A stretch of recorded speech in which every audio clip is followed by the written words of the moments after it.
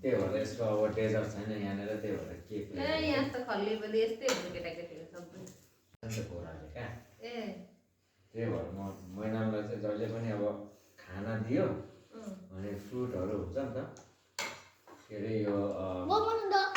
fruit खान्छु भन्छ होइन केक खाएर म त भोलि नै गुदुगुदु गर्छ ठिकै हुन्छ नि यिनीहरूको उनीहरूलाई त कति मनपर्छ होइन खासमा चाहिँ